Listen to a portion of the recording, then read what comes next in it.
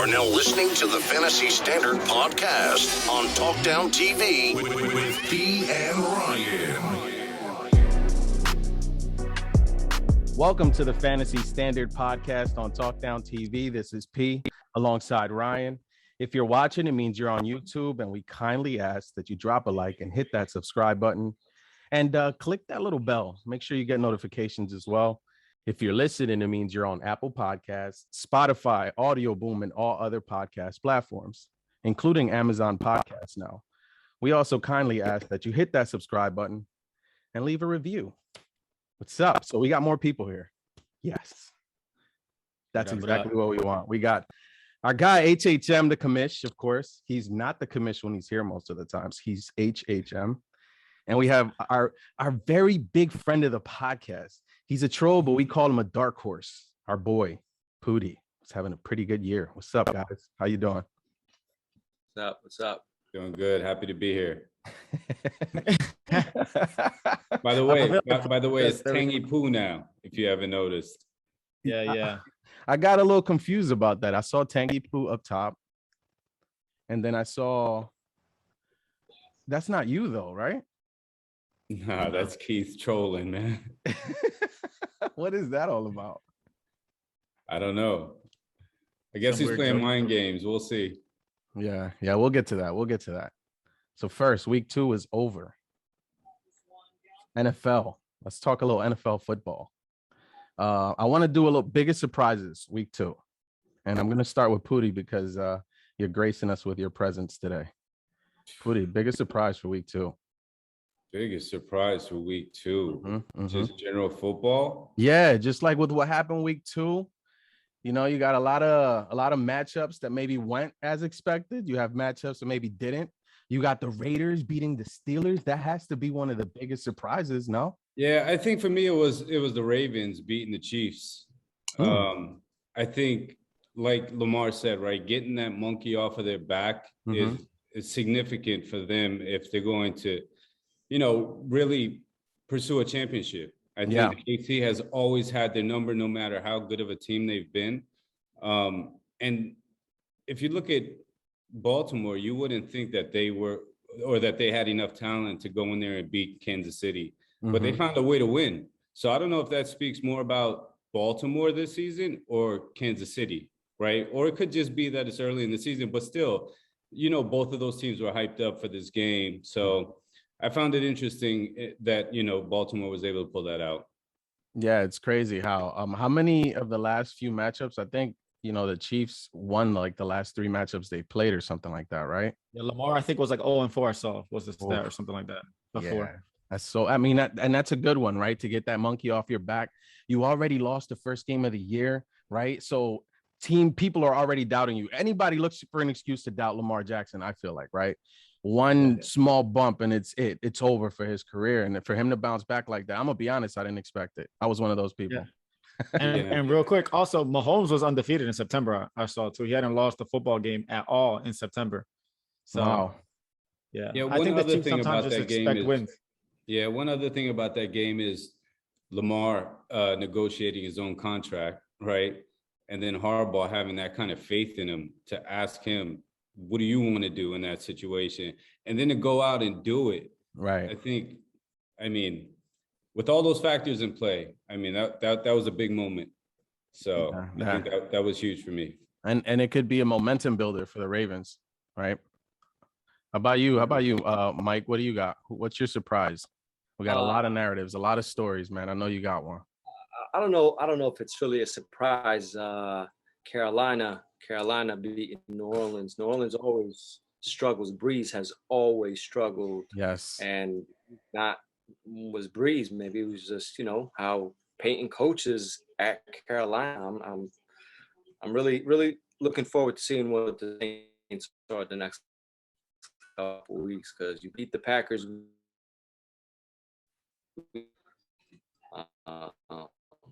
Kamara not doing much.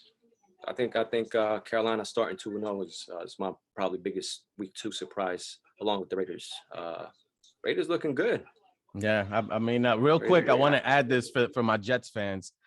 Sam Darnold with his first 2-0 start of his career. I do want to point that out. How's Zach Wilson doing? The whiz kid. But to your point, what did you Las Vegas, right? That's got to be up there in terms of surprises. Because we have somebody in our league that likes the Raiders, and it's easy for a fan to be like, oh yeah, this is the year, because we've heard that for the last few years. They got Gruden, that's it. They're going to the Super Bowl, right? And we've been waiting for the last few years. So we're used to that early season talk. Raiders always start out 2-0 and end up with 8. But I don't know. It's a little different. Them doing it against the Ravens in prime time and then doing it in Pittsburgh. That's kind of significant. So, at least for now, you have to put a pin on that and take notice. To me, first game in Vegas and in the Roomba, I think was what it's called. Fans first time there, they were hyped up. Steelers, what are the Steelers? Bad offensive line, injuries on defense. So we'll see. We'll see. We'll talk to Ricky come week 15, 16, and we'll see what the record's looking like for the before we keep going. So does that mean that the Raiders are better than the Bills? Hey, right now they're 2-0. The record says it is. Yeah. I mean, based on common opponent, they beat the Steelers. So, yeah. So, Rod, what do you got?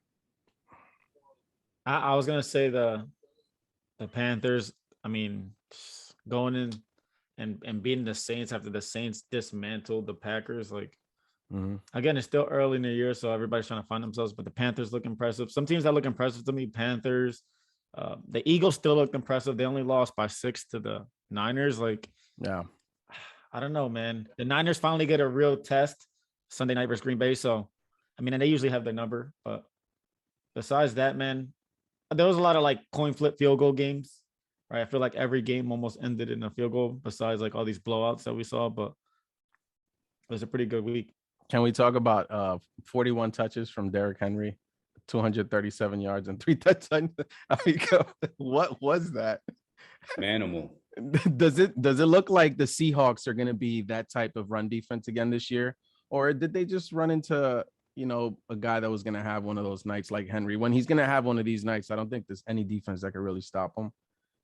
But what do you think? And that's without. I think Taylor Lewan got injured. I think Taylor Lewan got injured in pregame. Yeah, he was without a Pro Bowler, so impressive.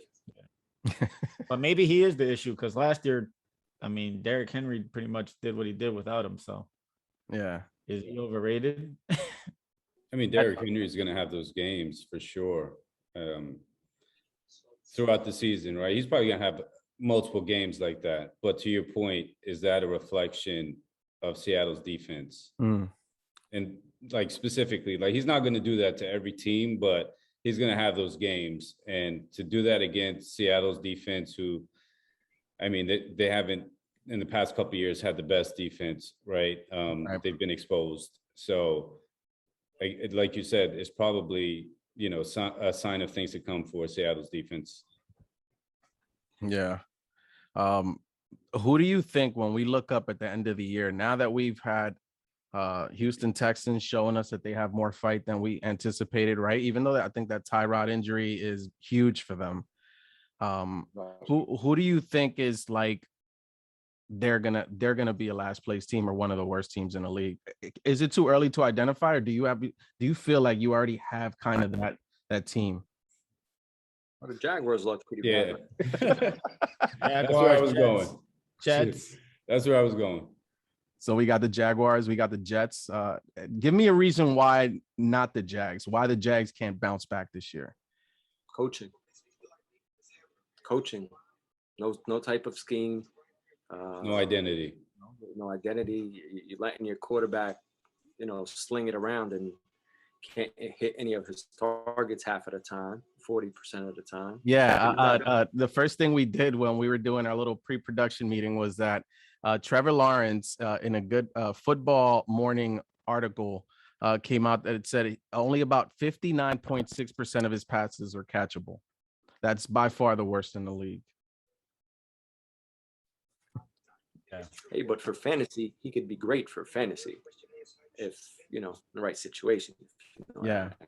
Yeah. I mean, they're down to their third running back or their first running back, but they don't even use him, right?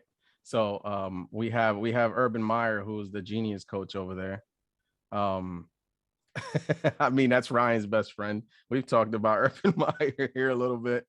What is it about Urban Meyer? What is it about these college coaches that come and try to coach in the NFL that it just doesn't really work for them? Like, it already seems like you hear those rumblings that the players aren't really feeling the way he's kind of authoritative and he's trying to, you know, these are grown ass men with contracts and families and things like that. It's not like in college. What do you think it is about these college coaches that just doesn't resonate? That's exactly what it is.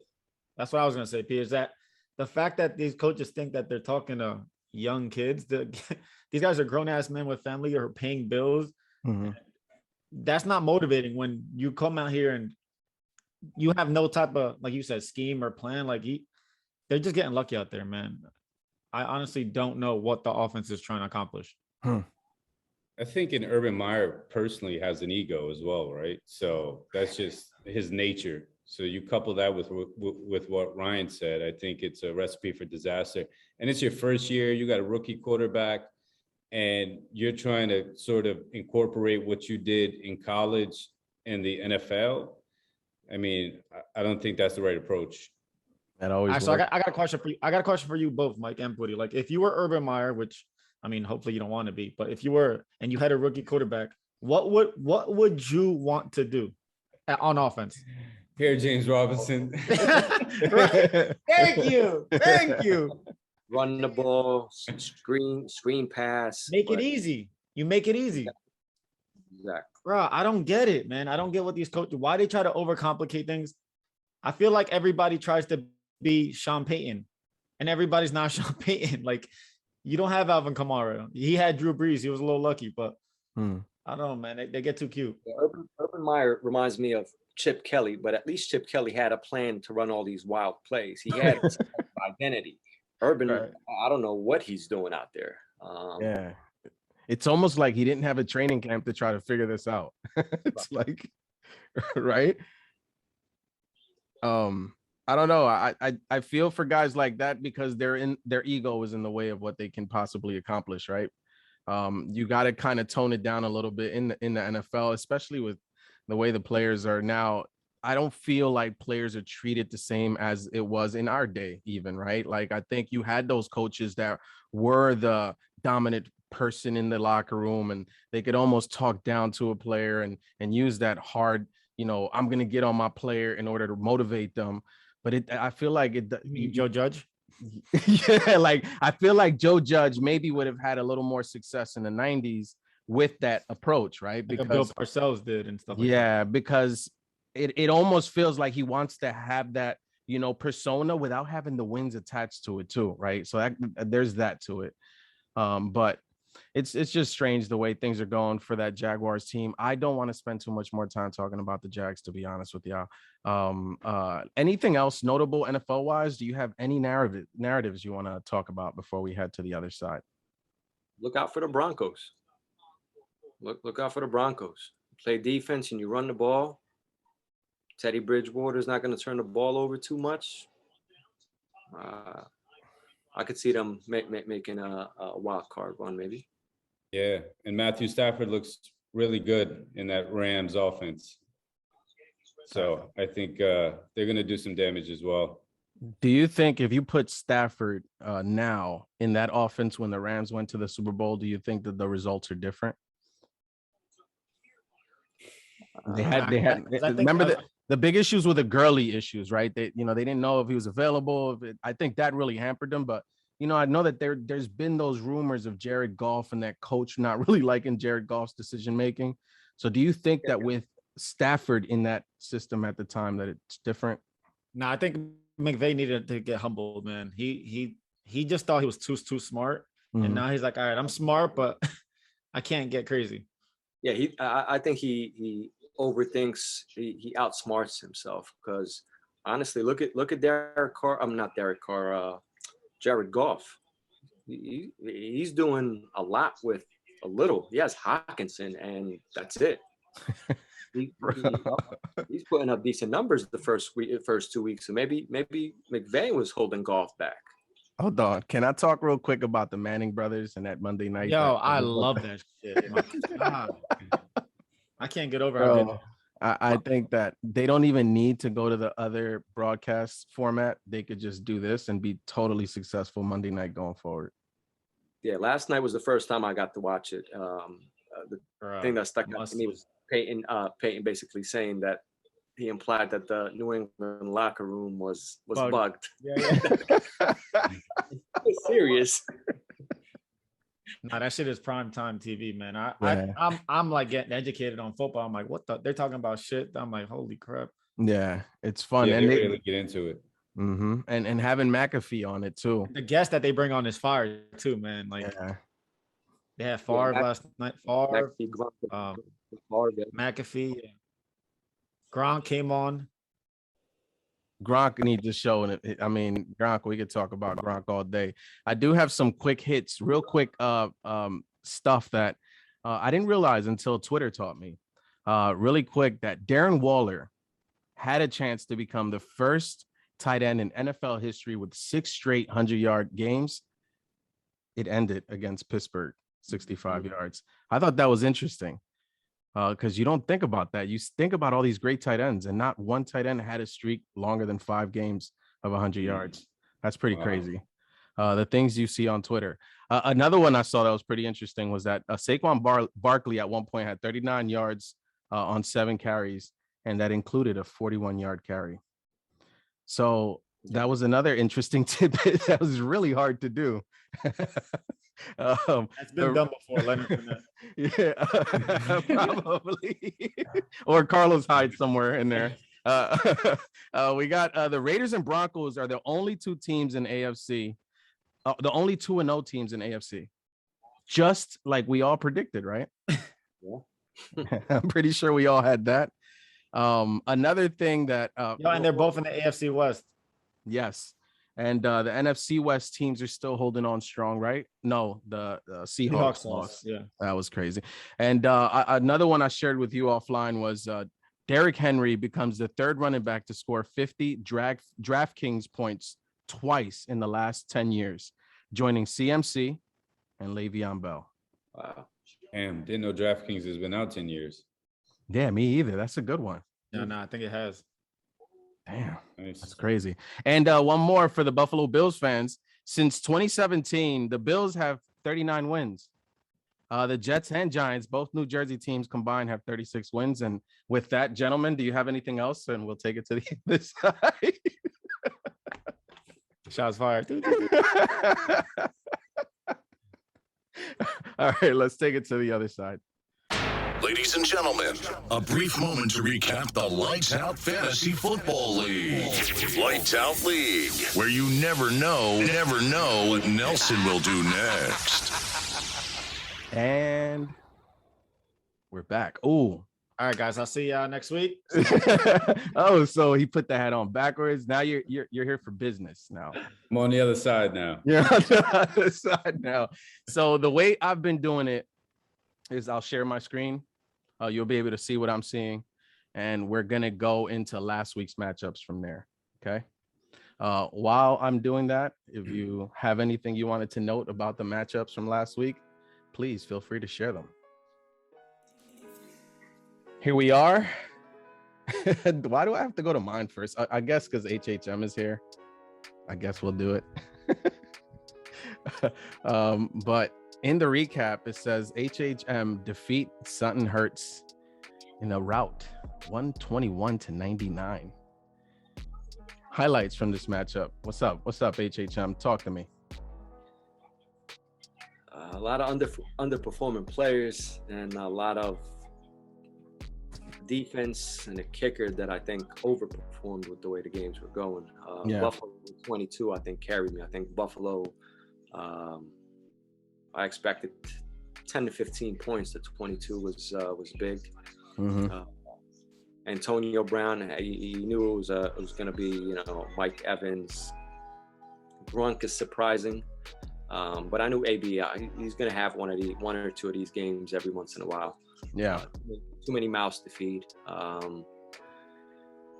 And the Eagles playing against the San Francisco tough run D. But besides that, I think overall pretty consistent. But do you like Miles Sanders' usage so far? If you're a Miles Sanders owner, I don't have to ask if. Like, do you like his usage so far? The receiving aspect of it has always been a problem. I looked at his Gainwell that's behind him, right? Boston Scott doesn't even get in the game anymore. It's Gainwell, yeah. Yeah. So 13 touches isn't bad. Just I would like to see him get some more receiving work out the backfield. But again, 2 weeks into the season, still pretty early. Can't panic on some of these players. At least that's the way I look at it. Yeah, that's true. It's almost like an extended preseason so far. Right.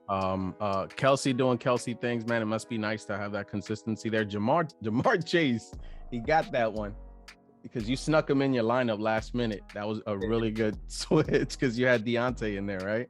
Yeah, Deontay always worries me about getting injured. Like, I think he came out week 1 for a couple plays, week 2, and then he got injured on the last play. He'll be out for a while. He reminds me of Will Fuller. Can't depend on him. He'll get a lot of targets, but it's high injury risk. Yeah. And I was obviously going, against McCaffrey, AJ Brown, Justin Jefferson. McCaffrey was scaring me, man. when he left the game, because it felt like bodies were just dropping, man, by the minute. Yeah. And then at one point I saw McCaffrey like join that parade and I heard it was cramps. So I was like, all right, I feel a little bit better about that. Exactly. But sometimes you got to make last minute lineup decisions, swing for the fences if your opponent, has good matchups. Yeah. Nick Folk, I snuck him in there last minute. Yes, that was a good pickup. I think the one thing I noticed about this matchup, I was looking at Mike's team. He got a lot of touchdowns, but like the receivers, they only had a few receptions or even a few targets for that matter. So I think that was big. I mean, other than Russell Wilson doing his thing, right, and Kelsey, I think the rest of the team, they made the most out of their opportunities. And I don't know how you quantify that, but I think that was big in this game, in this matchup. Yeah. Now we'll talk about Dallas real quick. I had this conversation off the record with Ricky. 16 touches, couple receiving catches out the backfield isn't bad. Pollard's doing his thing, but like I explained, this is a long season. I think they're trying to preserve Zeke as much as possible the first couple weeks, and if it doesn't kick up by week 8, week 9, week 10, then I might panic. But I was asked if I would trade Zeke, and I knew that wasn't happening. Oh, yeah, who snuck in your DMs with that comment? Ricky. But look, even if in a shared backfield, right? Let's say it's like 70-30 because I have Pollard and he's like an RB1 for me now going forward because my RBs are trash, but we'll get there eventually.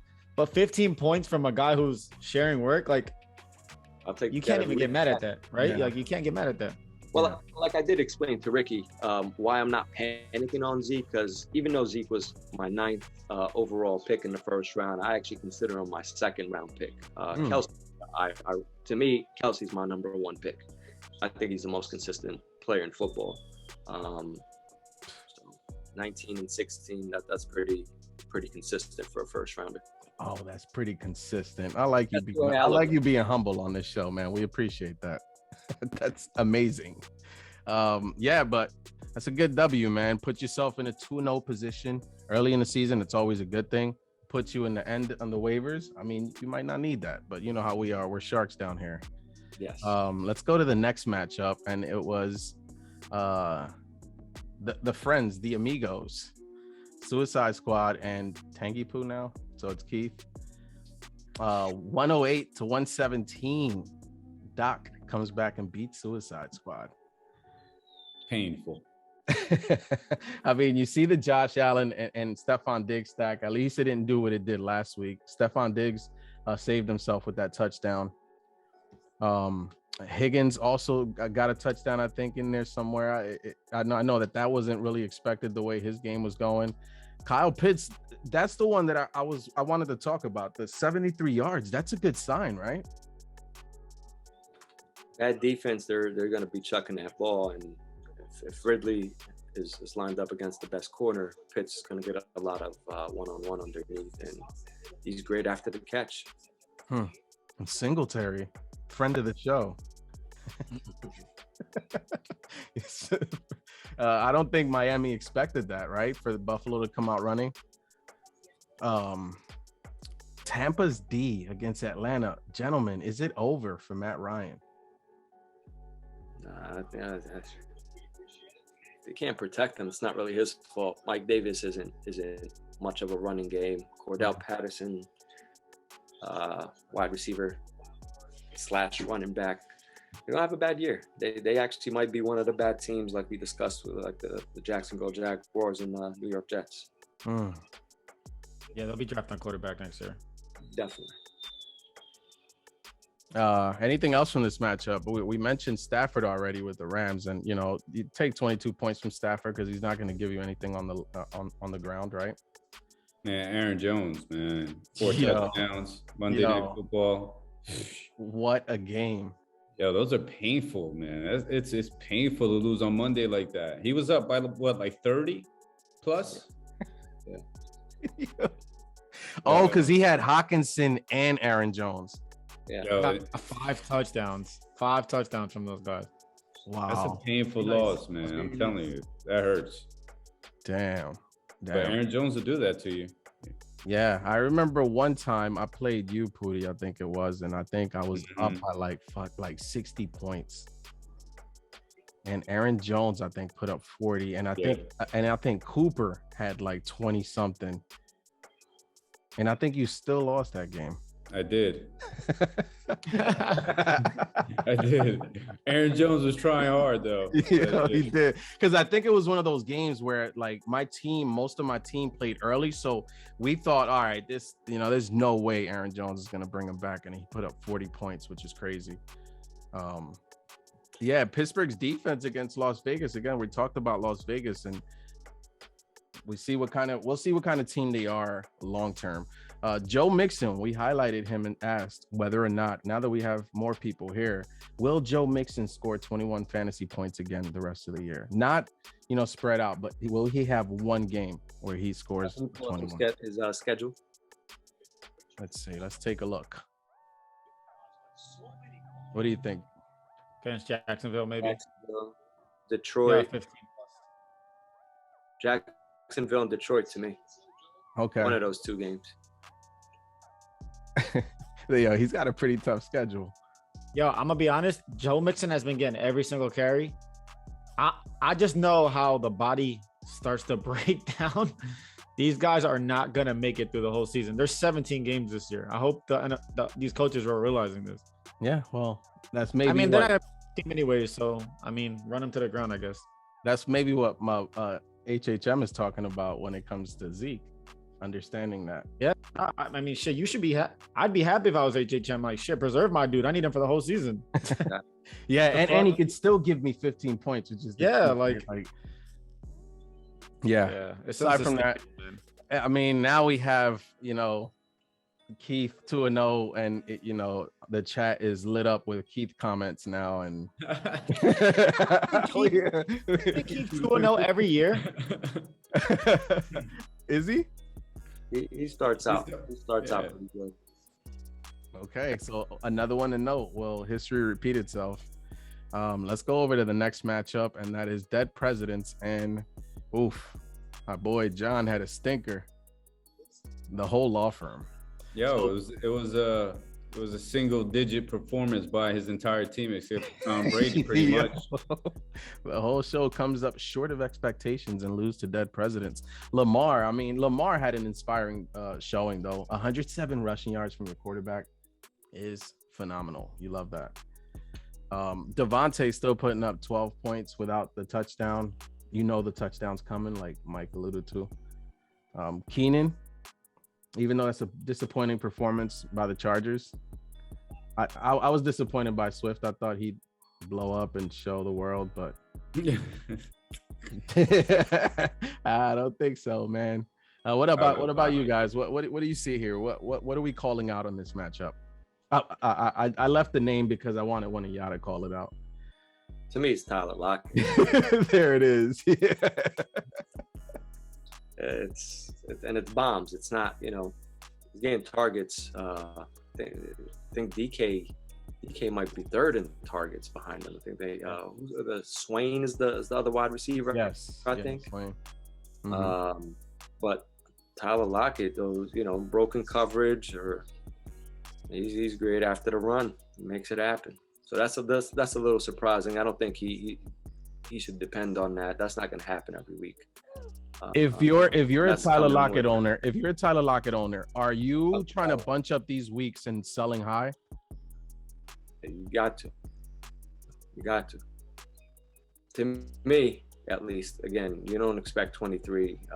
A person I expect to average 23 is his number one wide receiver in Green Bay. Yeah, and Tyler Lockett's not built like the. Sorry. Yeah, I think to that point, I mean, if you look at his team, the running back position has some opportunities. So to your point, do you leverage these performances from Lockett at some point and try to help yourself in some other areas? Hey, who knows? Okay, so we're all in the same league and we all know what negotiations are like and how they start.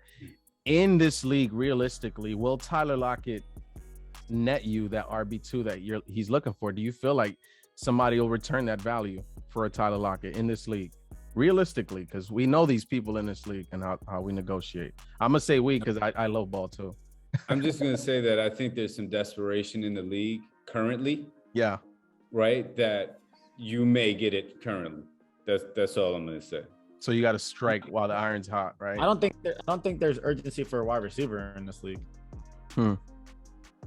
Just trust me, I tried. I'm letting you know, it's not there. And I got more prominent receivers than Tyler Lockett. They just haven't done as much yet. But trust me, it's not there. You shopping? I've been shopping. I've been window shopping. It's not.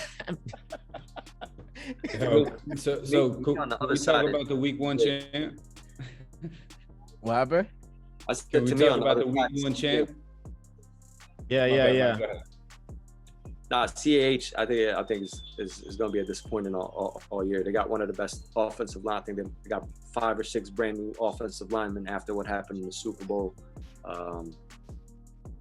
13, 14 attempts, and you can't get to 50 yards. He's not getting any goal line work. One of the best offenses in the league, and he fumbled to pretty much lose that game for Kansas City. I think I think that's the one right there, that fumbling. Andy Reid, historically, he doesn't really like that. I mean, none of the great coaches do. How does he use that fumble, right? Does he feed CEH a little more to try to kind of restore that confidence, or does he say, just put Tyreek in the backfield? This just isn't the guy. Like, what do you think about CEH going forward? I think he'll stick with him because he had Kareem Hunt. Kareem Hunt's first carry of his career was a fumble, and he fed him that game. And man, Kareem Hunt though was a different. Yeah, he was a different animal, man. If he was on that team now, oh my God, he'd probably be the best back in the entire league, bro. Yeah, we'd be looking like. Yo, he's special, man. Damn. Yeah, I agree, man. What was up with this Emmanuel Sanders play for you Bills fans? I know it's because Gabe Davis was banged up, and Gabe Davis is the red zone threat, and Emmanuel Sanders the week before, I believe, got 8 targets. Yeah, so I think the play was against Miami. Josh Allen kills Miami. Gabe Davis's favorite red zone target isn't playing. Emmanuel will benefit, but when has Emmanuel ever been a red zone threat? So it's kind of like an overplay on his part. John, you should know better. You should know better, man. Tom Brady's going to carry him to a lot of wins. It looks like that's the Brady that wants to chase a lot of touchdowns, man. It's not even fair at this point. Yeah. Will Brady have 37 points again? We said no last time. We're gonna give this another chance. I think so for sure. Let's look at the schedule. Rams, New England, Miami, Philly, Chicago, New Orleans. You might try to light New England up in New England. Yo, these games right here, Miami, Philly on a Thursday. Damn, that's a primetime game. Atlanta. Washington. No, Washington. That's not gonna be so easy. But the Giants, Monday night. Oh, he's going for them. Yeah, they owe him some rings. All right, bro. I'm not even gonna talk about Brady scoring any points the rest of the year. I think he's on a mission. Yeah. Do you think again? I'm thinking again. I don't want to sound like a hater because everybody thinks I'm a hater. I'm speaking because if I had these players, this is what I'd be thinking too. Got it. Like, do you think he can hold this through for the whole year? Like, the Bucks are trying to win a Super Bowl. I'm assuming, right? Yeah, like, of course. How sustainable is Brady? I think I saw 86 pass attempts in 2 weeks. That's 40 a game. Yeah, 86. 40 times. I can't do that math in my head, but that's a lot of attempts in a season. Yeah, it's about seven change. Yeah. Like, at some point, you're gonna have to. Again, not my saying this because I have Fournette. I'm just playing devil's advocate. At some point, you're gonna have to try to run the ball a little bit more and preserve. I mean, I know Brady is like a unicorn. He's not really what his age. Yeah.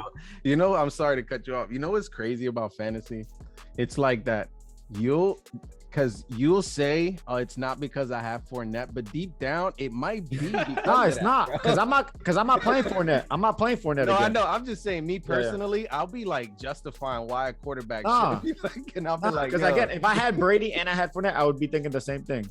Yeah. So you think that at his age, this is not sustainable for him over a 17-game season? I just don't think it's smart. Like, it's overkill. Mm-hmm. It's what I'm saying. That's it. I'm not saying Brady could do whatever they want, and so can Arians. But I think Arians is gonna regret allowing Brady to do all of this. That's all I'm saying. So you think all of this is coming from Brady mostly? Like, yeah, I want to throw the ball. I mean, how do you argue with him? But he's dead on many occasions. They're legit throwing the ball on the 1 yard line. They don't have a zone running game. Yo, he said on many occasions he's on a mission, right? Yeah.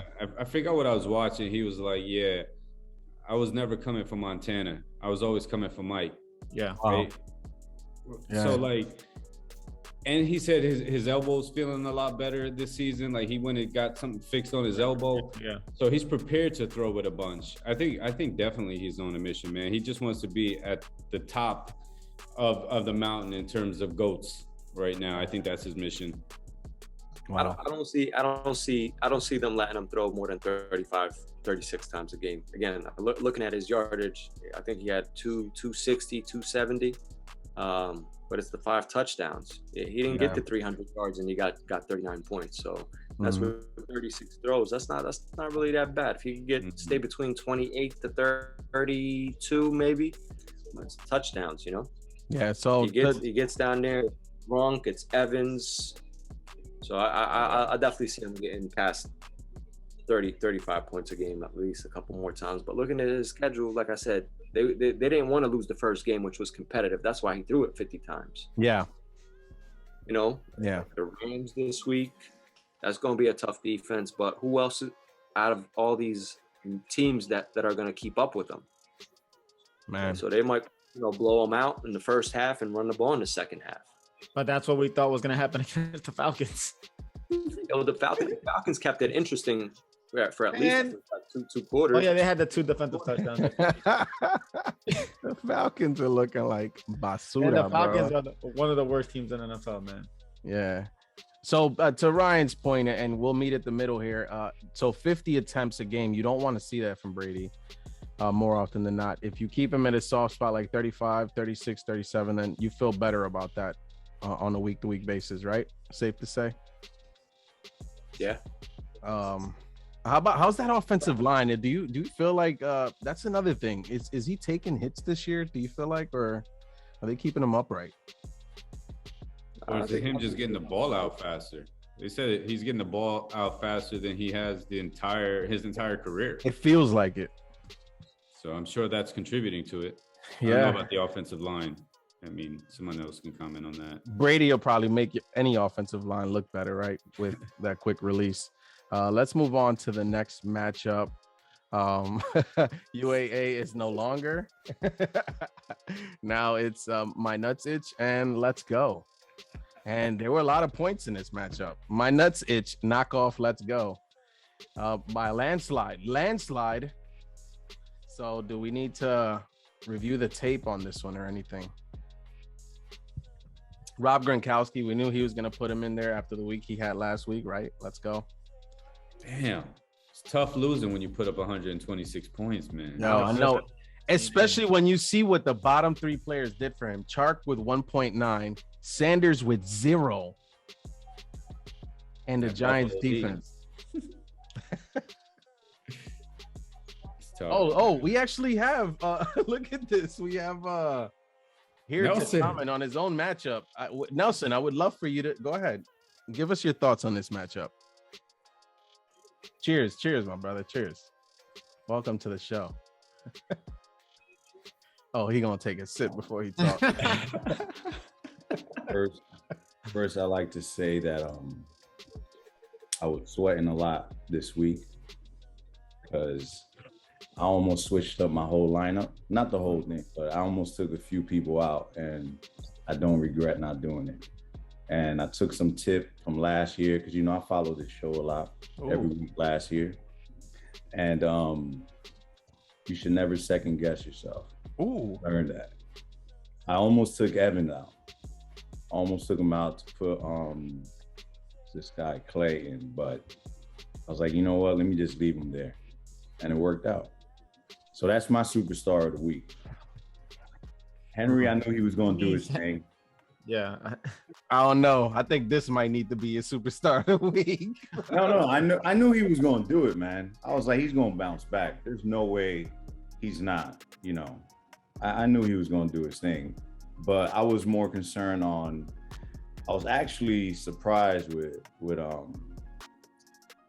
Mitchell, man. I thought he was going to give me more. I think that shoulder injury. Yeah, I think that shoulder injury was what held him back. He had like 17 carries. Mm-hmm. He was having a pretty good game until he got banged up. Yeah. But I just came on because I want to hear Ryan, man. Ryan, what you guys say about my team this week? I mean, you had a great week. This 1 week.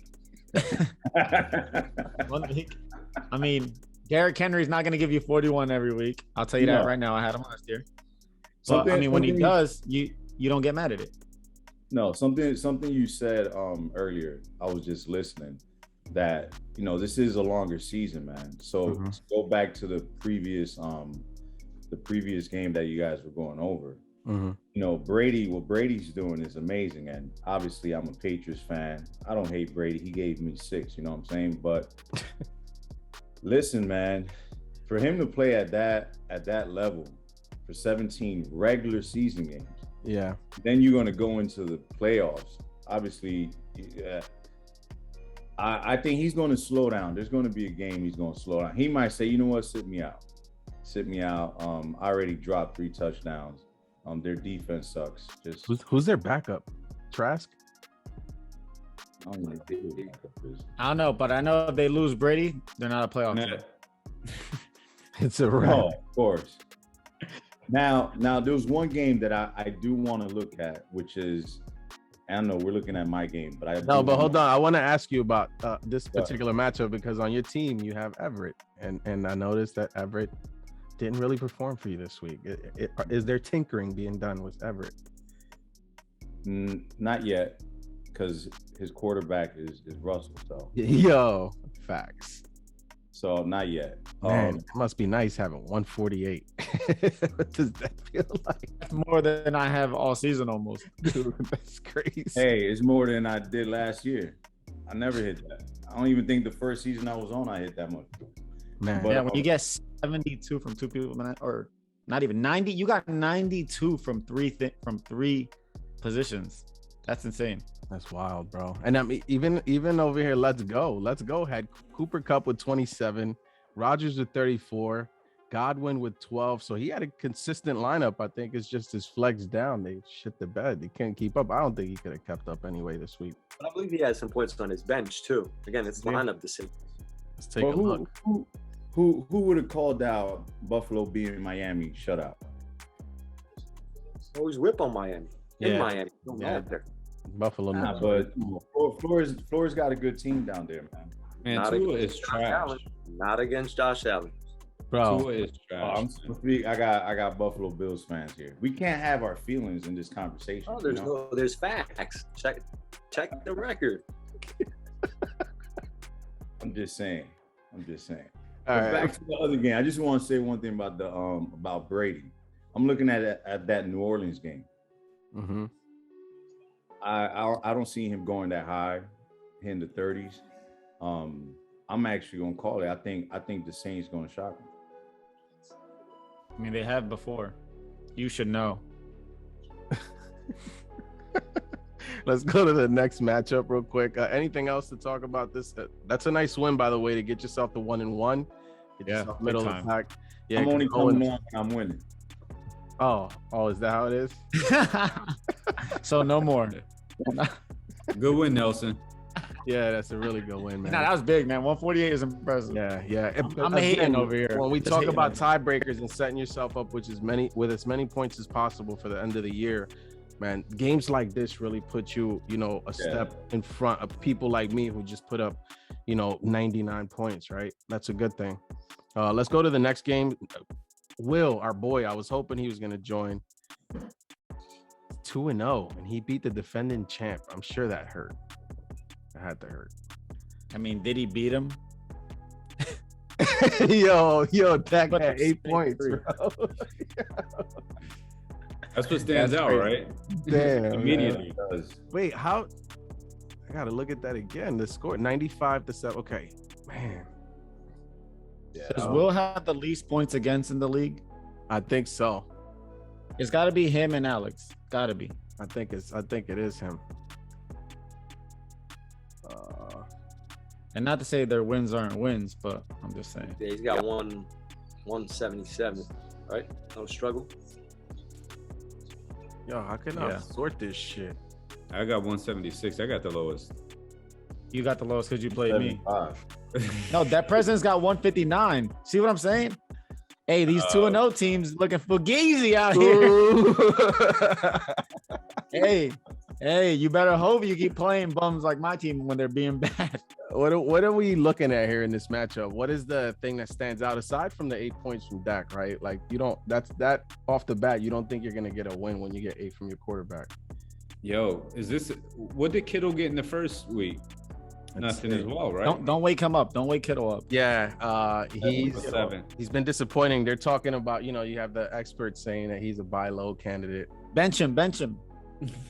He's a bench candidate now. I mean, Kittle should be getting a lot more than 5 targets a game. If you got Kelsey getting, 10, 12, 15, Waller getting 19, he deserves more than 5 points. Again, the scheme, man. That coach wants to run the ball 40 times a game. Yo. Are we worried about Myles Gaskin?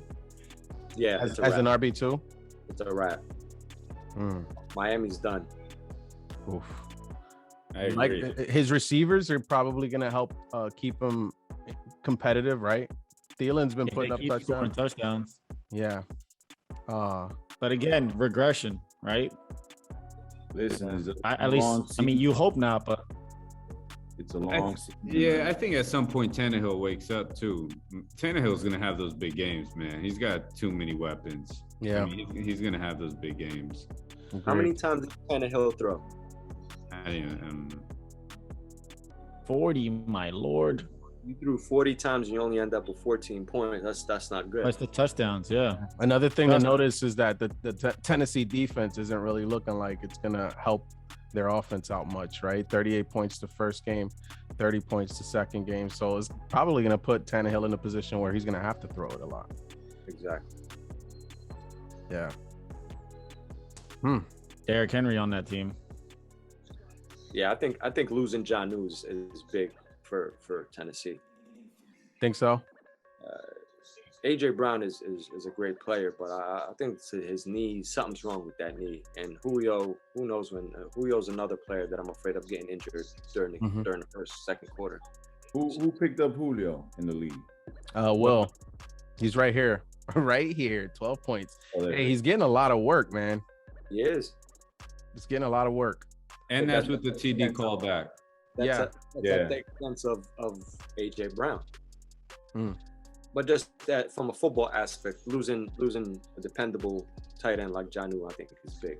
Yeah. Jonnu had all that underneath stuff. How about Corey Davis? Do you think they miss Corey Davis? I don't know. He will pop off once in a while, but Julio should be an upgrade. Yeah. Darrell Henderson with 14. That's pretty dope. You'll take that against Indy too, right? Yeah, it says RB2, yeah. Yeah, you take that. Eckler, first week, no target. Second week, I think led the league in with catches out the backfield. That was big.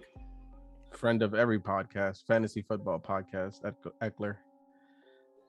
Anything else from this matchup before we move on?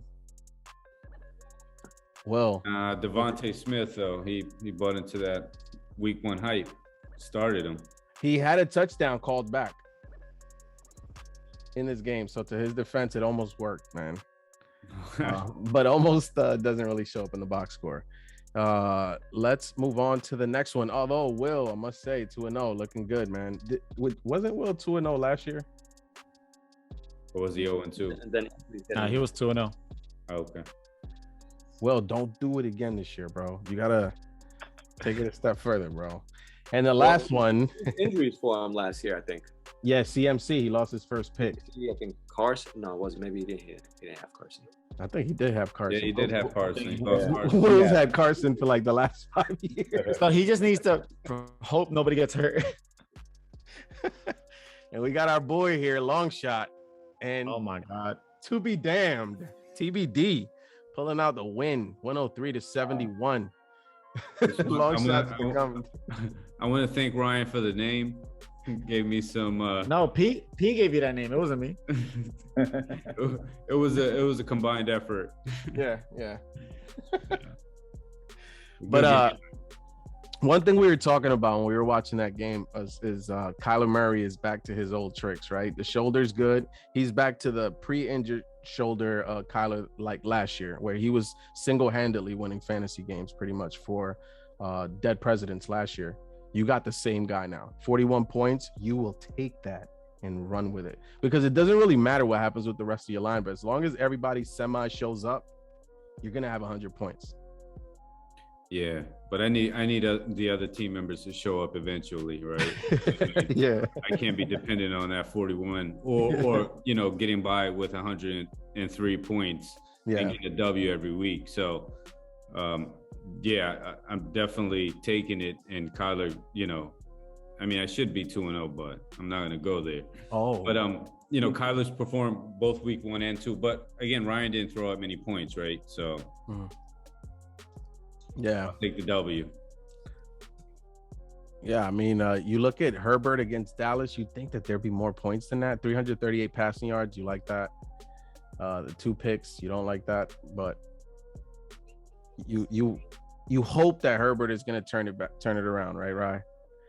I'm hoping. He had 2 touchdowns called back in this game. Oh, see, the penalty's been killing, and their red zone offense is trash right now. So he's going to the yards are there every week. Yeah, that shit's insane. It's almost identical. This man has more picks than touchdowns right now. Yeah, it's sad to see. I was telling P earlier, my team as a whole only has 7 touchdowns all year. And Aaron Jones had 4 this week by himself. Like, you worried about anything on your team, Ryan? Obviously, my running backs. That's. But I think I just know my team hasn't scored points. Like I only have 7 touchdowns. I don't think that's gonna happen all year. Herbert will wake up eventually, I think, and they're gonna have to stop double teaming DK eventually. I think that Tariq score surprised me because I fell asleep during the game. Yeah, they were double teaming him all game. Everybody else performed, which makes sense. I I'm more upset. I'm not mad at Baltimore. I'm more upset at KC not being able to get him involved more. That was kind of shocking. So for you, when you look at your team, you're not necessarily concerned as much about like Metcalf and Hill and even Herbert. Your focus is mostly on your running backs and what you're going to get out of them, right? Mm-hmm. And I these 2 weeks have showed me more. I can trust Pollard for sure now.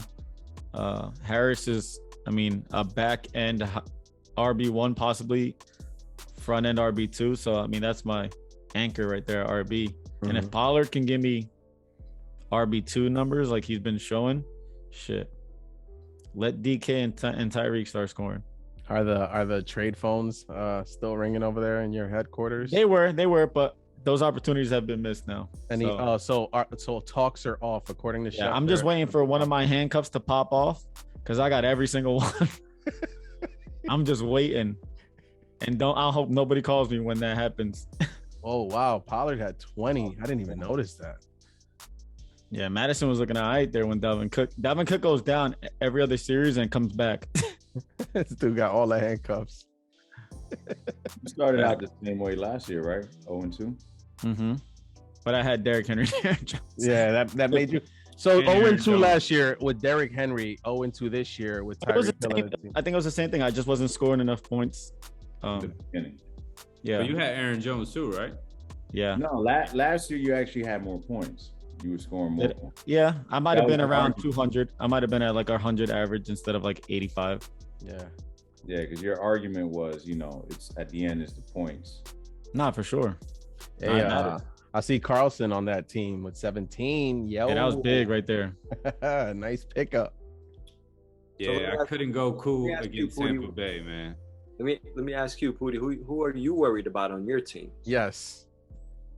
Oh man, to be honest, obviously everybody but Kyler. I'm worried about I'm worried about Harris, of course. But yeah, I'm worried about Harris. That's what I'm worried about. I'm not necessarily worried about Gibson. He's got some tough matchups, but I like them conserving him, to be honest with you, because he looks strong when he's running, right? But Najee looks strong too, but there's still some concerns with Ben's effectiveness in the pass game, the offensive line. And Ben looking hurt. Yeah, there's some things there that concern me about because he was my number one pick. So at that, level, I would expect instant production or very consistent production at a higher level. And I haven't seen that week 1 or 2, right? To the point where I would like it. So, you're not concerned about. I would think you'd be more concerned about Gibson. No, I don't feel like that. He's not a 3-down back. I would be more concerned with McKissick coming in. Nobody's coming in for Najee. Najee's playing every snap. So I respect the point. I just feel like Antonio has the capability. He was a 3-down back last season, right? He can catch out the backfield, right? Just as good. Well, his skill set has always been that he can, right? Because he was a receiver. Right. But McKissick is in there more often than not on those third downs, especially ones. Absolutely, agreed. And in the 2-minute drills, and it looked like in the 4-minute drills, he was also in there. And I'm fine with that. The 12-minute drills.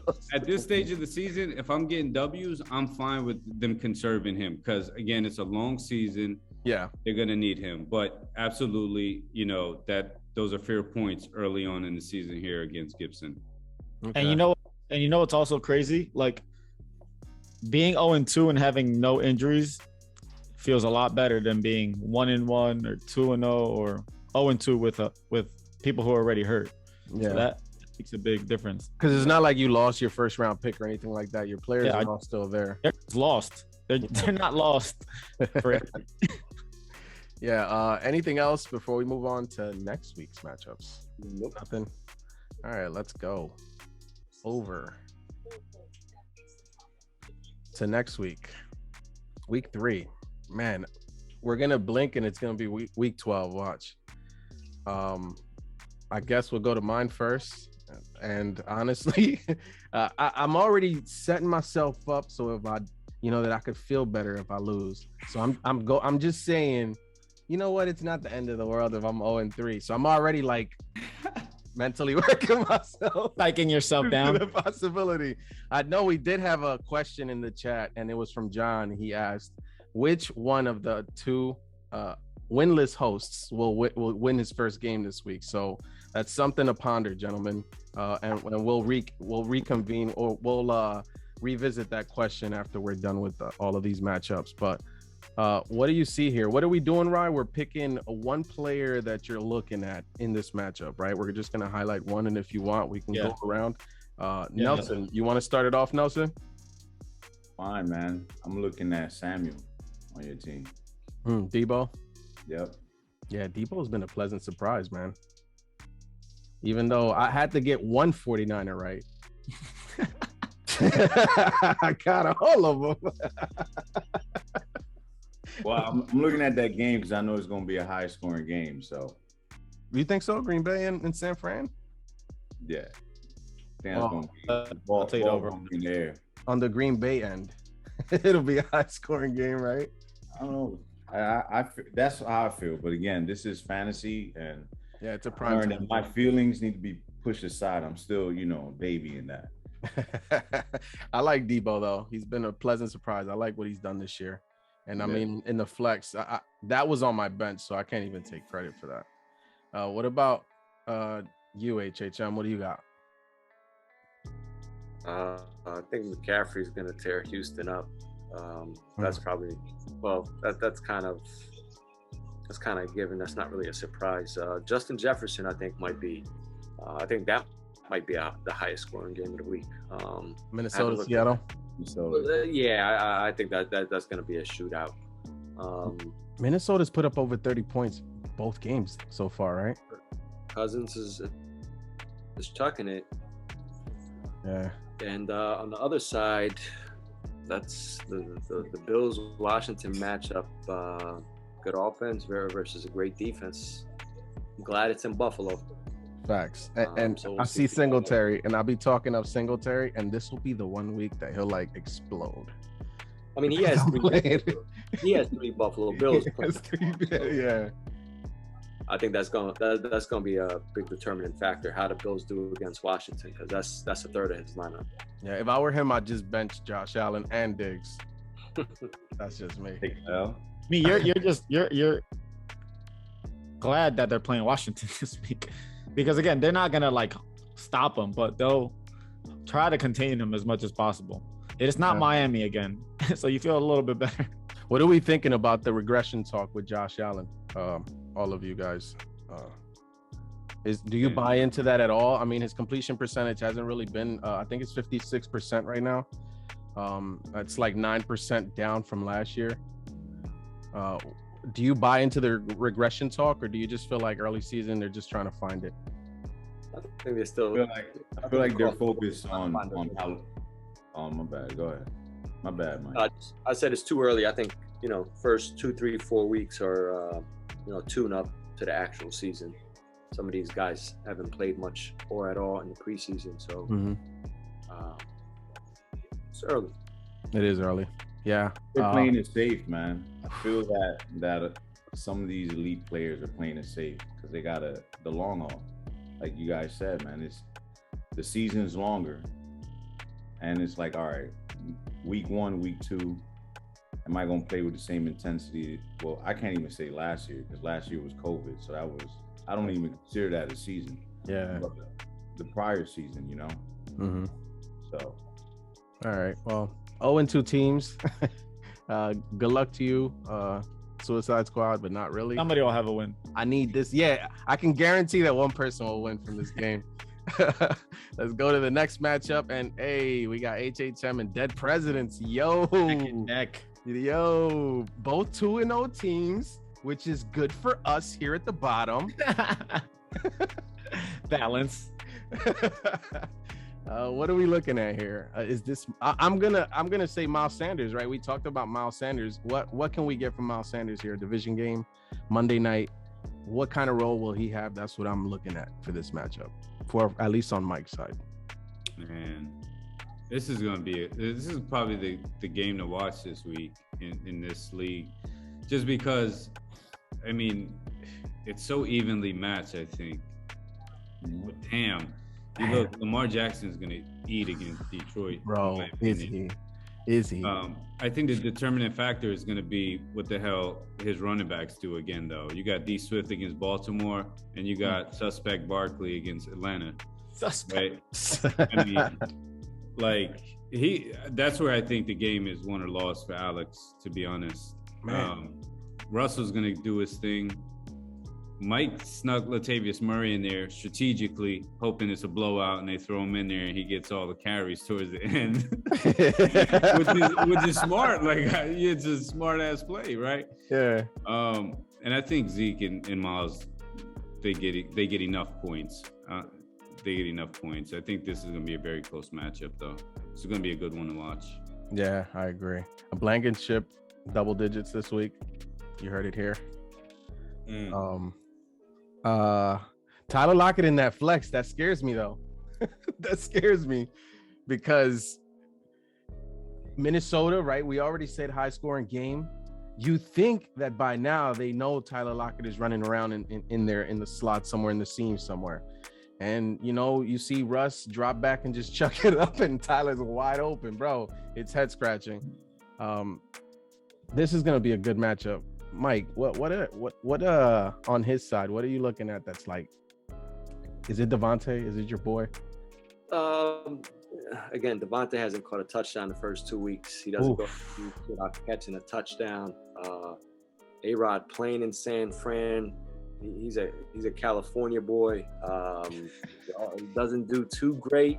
I hope it stays that way. I hope it's another Aaron Jones game. But on his side is what can Higbee do? That's true, right? He's kind of underachieved. Right. Yeah. One target.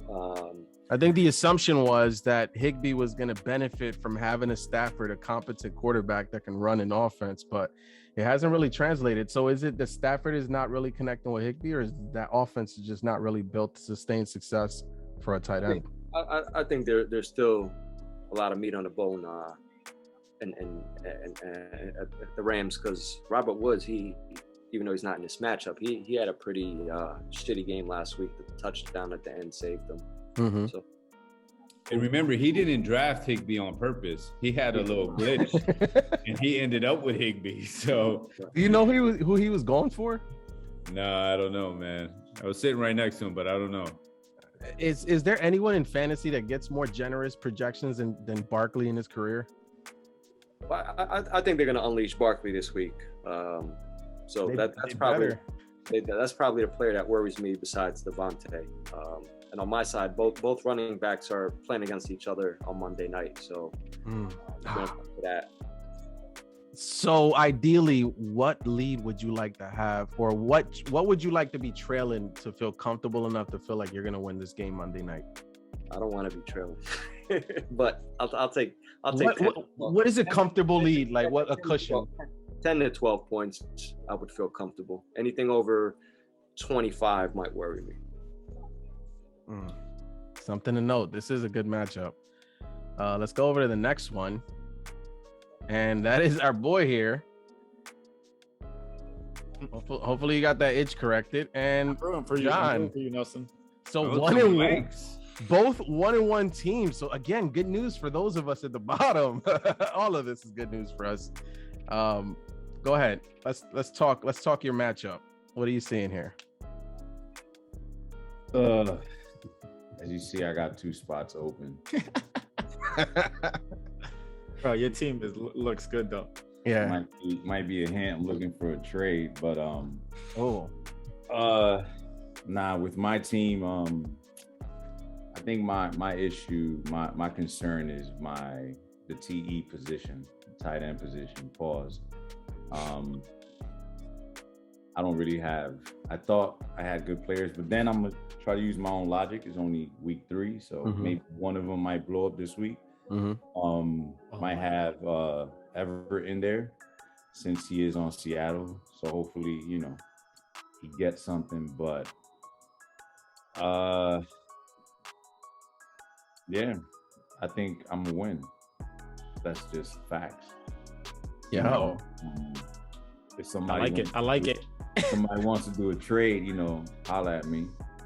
I have someone in mind that I'm willing to let go.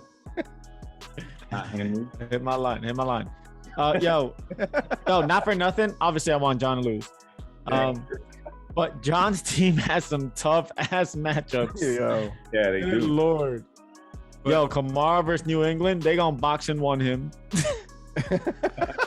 Robbie Anderson, they not even have to throw the ball versus Houston. Tom Brady versus the Rams, he'll get like 25. That's a mediocre game. But Woods versus Tampa Bay. What are we getting out of Williams? Is he okay? 13 carries, 14 carries. Flex. Yeah. At what point is he gonna be like, all right, I'm gonna bench this guy?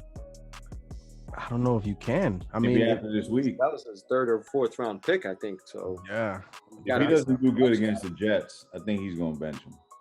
Yeah. Gordon. What did Tucker finish with? 10?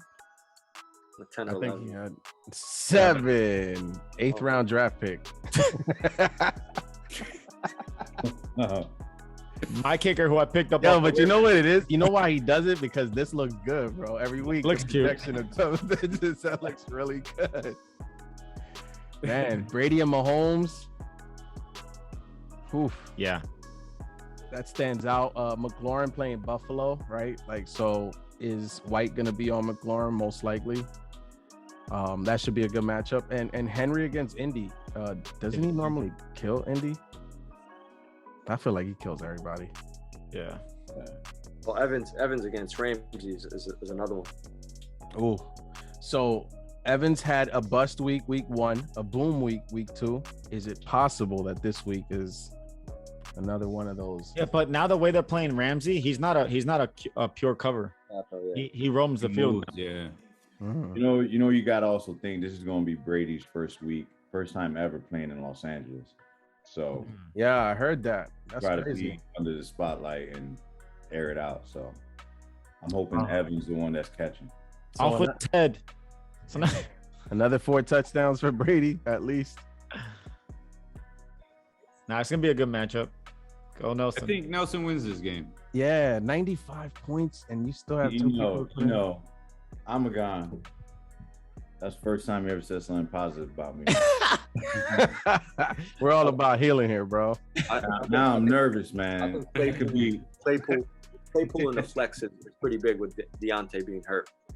Claypool's got to have a good game. First Cincy division rival. Yeah. Claypool had a chance. I'm hoping he gets his first touchdown next week.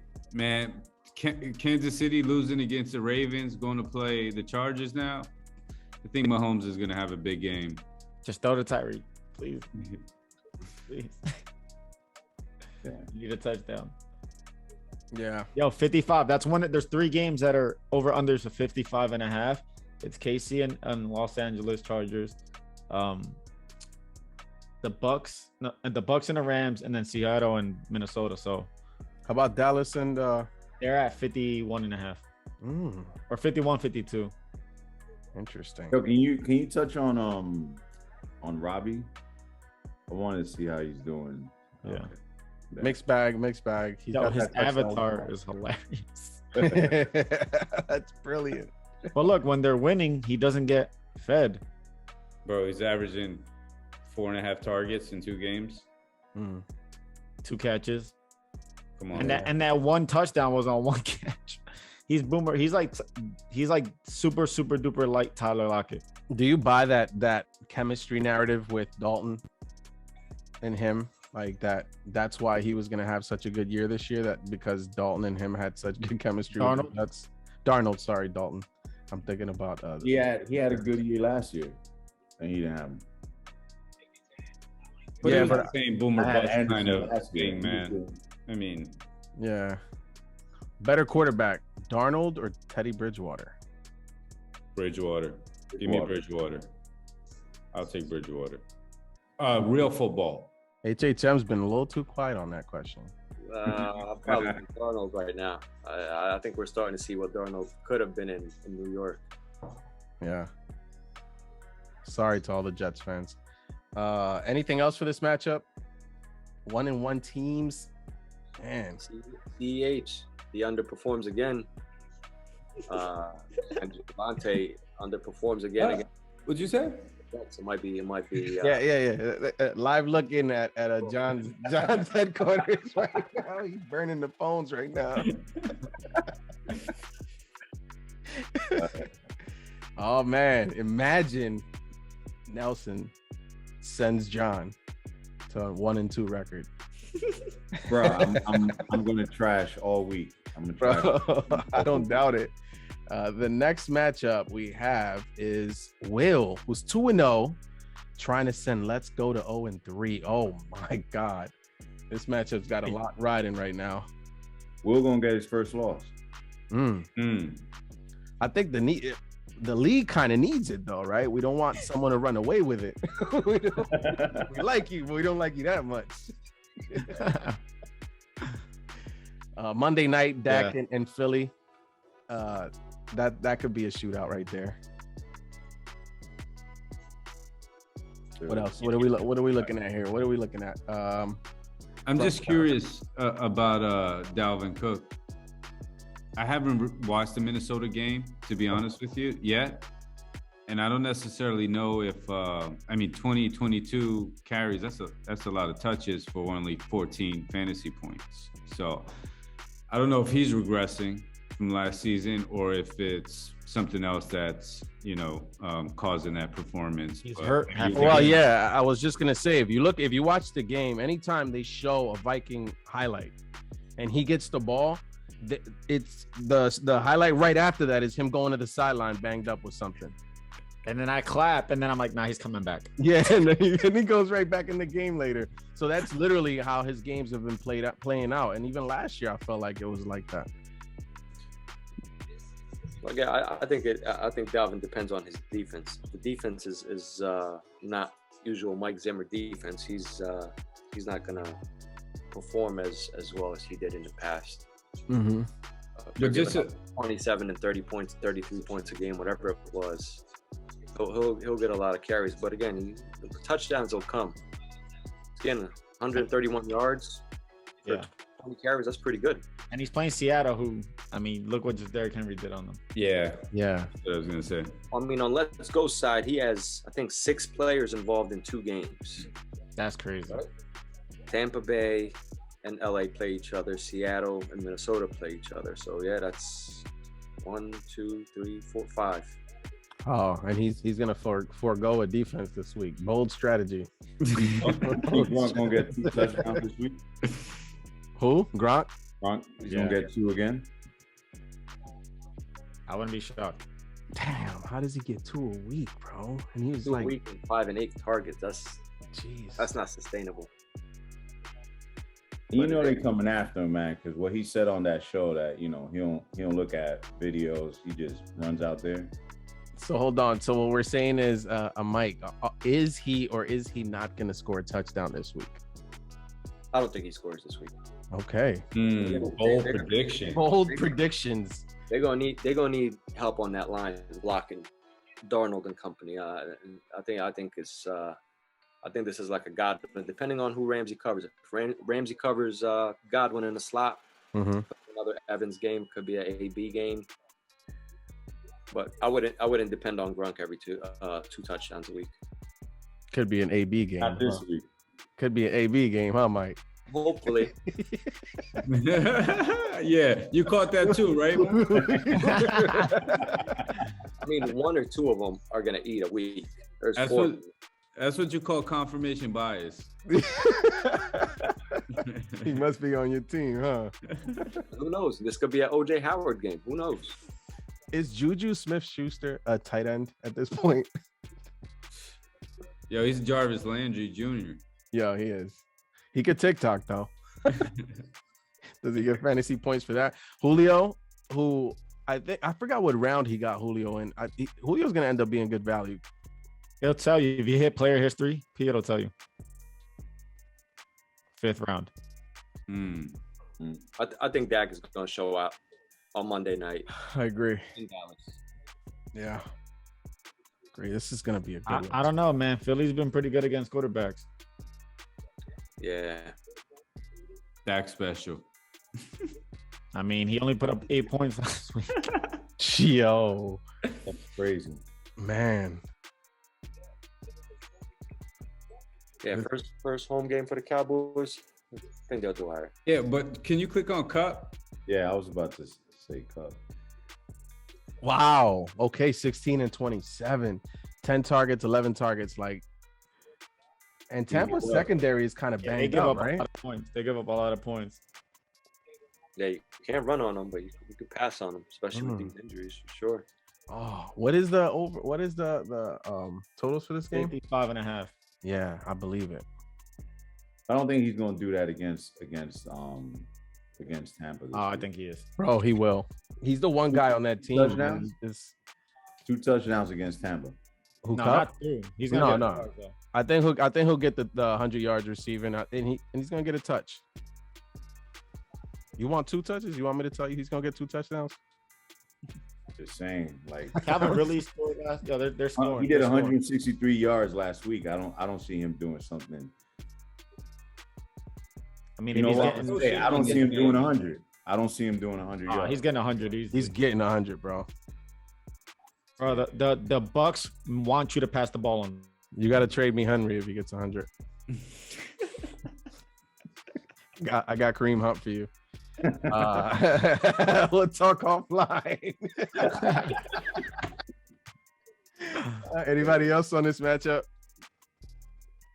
Nah, I think if Let's Go's running backs, like Carson went off last week, if Cook goes off, I can see them both putting up like 20 plus and him stealing this win. Yeah, I think Let's Go wins it. I mean, that's Let's go. He Yeah, is in prime position to take this little upset. Man, Will, if you can make it to 3-0, you can make it to 3-0. Well, Yeah, we don't want you to, but we don't want you to, but if No, we don't. We absolutely don't want we to. don't want that. Oh, next matchup is the rematch from the championship. Oh, Long shot, who's 0-2, and the bat. So apparently the bat is back. yeah, I realized he changed his name. Yo, give me a story behind this long shot character. What is You it? know it? No, I don't actually. So, I mean, long story short, I need a lot of luck because I haven't had any luck yet. And he's a lucky guy. And I have a long shot chance to come back. You're According 0-2, to man. everybody in this league. Oh, Or John, maybe. yeah. John about 3 times and then everybody in this league. Okay, so Tannehill, is this the bounce back Tannehill game, the 30-point game that you're waiting for? That's No. something I'm looking at in this matchup. And against Indy, sources or signs point to maybe not. Can you show me the bench?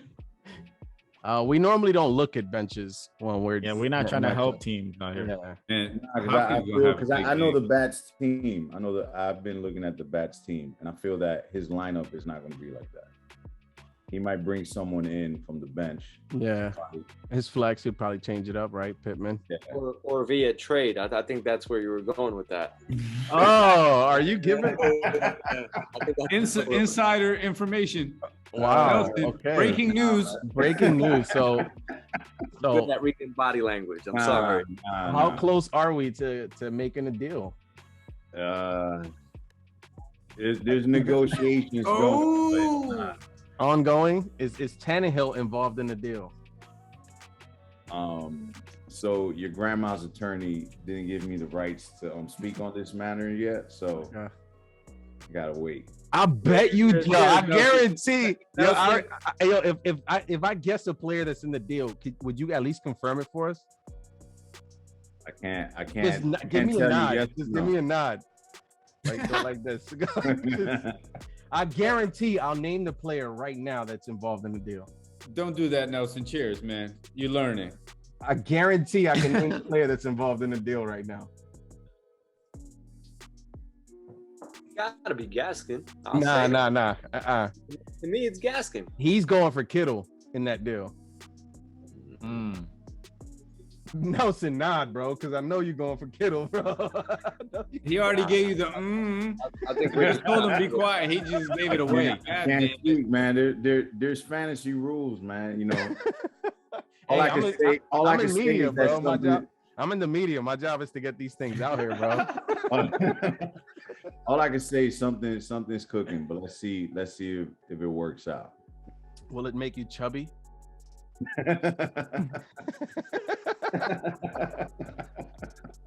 Yo. Oh man. It's an interesting matchup right here, though. It is. Oh, we got Robinson in the flex. I think you can run against Arizona, right? We hope. Goddard.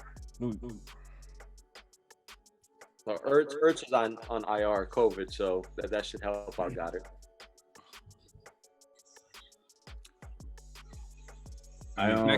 Metcalf gotta come through one of these weeks, man. Yeah, where is DK? This will be his week to show up big. Man, with Tyreek and DK, let me see what they've done so far. Because if they haven't given you those big, okay, so he got a 26, so he's got a big game out of the way already. Man, this guy is a sleeping giant, bro. I would hate when this guy breaks out. He's due for one. Those running backs, though, man. Damn, I can't look at that. It's an ugly sight. Seriously, I mean, they need to give James Robinson the ball. If they feed him and you get some significant points out of him, I think then you look a lot better. They have to do that, though, for you. Because Harris is going to get you like that 10, 12 point a week. You know that. You can bank on that.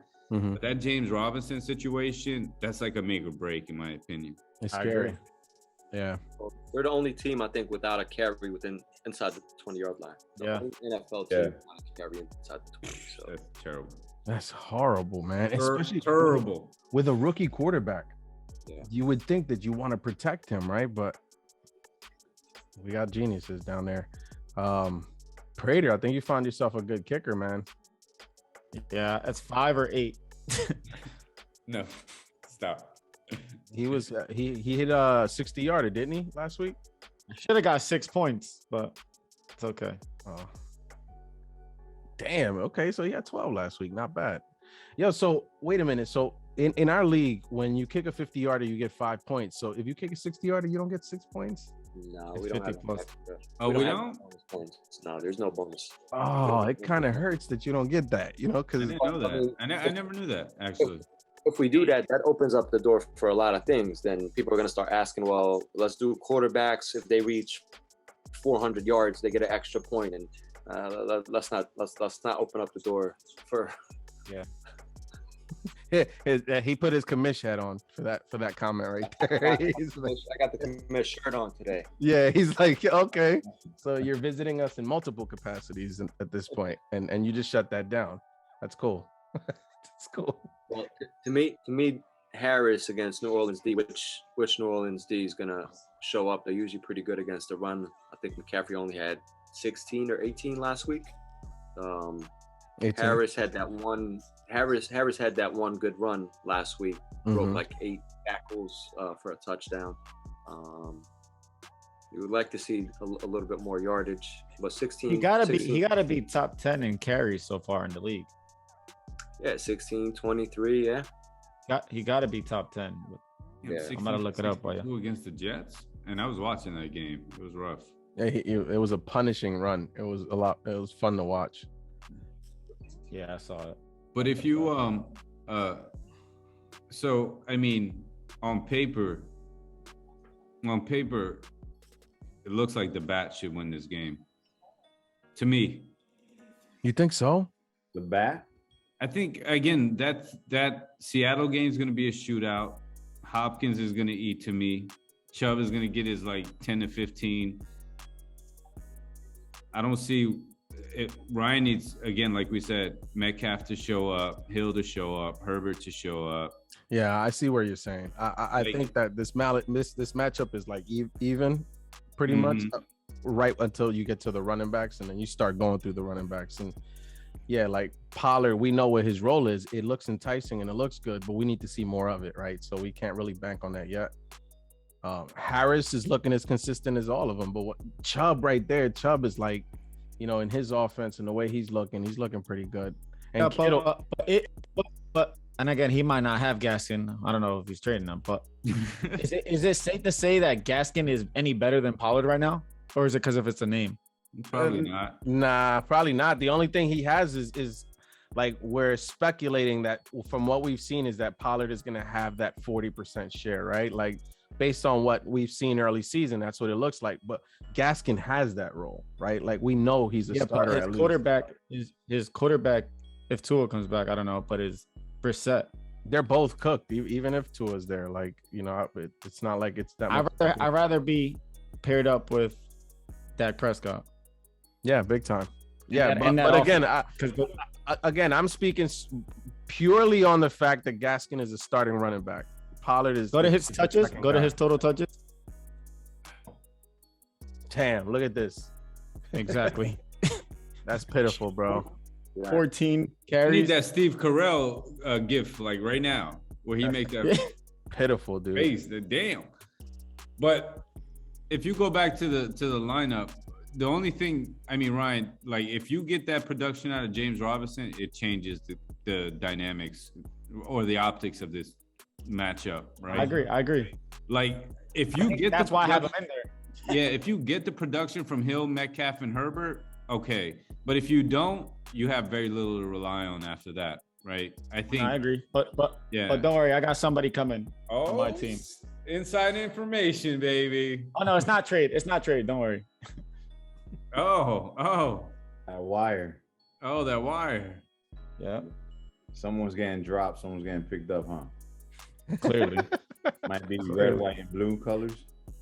Arizona playing Jacksonville. That could be. Oof. That could be a big one. Yeah, man. You know us. I'm an 0-2 guy. I always root for the 0-2 guy to even things out. So we'll see. Matchup, championship matchup. Are you getting your revenge? I need it. That's all I can say is I need it. Let's move on to the last matchup. To be damned against Tangy Poo. It's like looking in the mirror. What is this? So 1-1 and 2-0 with Keith. Oh man, I don't think there's anything you would like more this year than to win this game. Aside from winning the championship, but this game, I'd like to be Keith. That's for certain. It's got to be an important one, especially after the game Aaron Jones had. Aaron Jones now playing San Francisco Sunday night game. I hope he tired. Do y'all remember what he did after that 40-point outing? You know what his bounce back game was like? I could check, but probably like 20. Sheesh. Yo. I mean, yeah, he's worrisome for sure against San Fran for sure. Stafford is playing Tampa. CeeDee Lamb in Philly Monday night. Damn, he's got some primetime games on that docket, doesn't he? Yo, he's got 1, 2, 3 primetime games. I like Hawkinson going against Baltimore. I love that. Yeah. Right. I even like Matthew Stafford going against Tampa Bay. I like that. That's a favorable matchup to me, in my opinion. We'll see what Stafford does, but I like that. Yeah, that's a really good matchup. Yo, last year, week 2,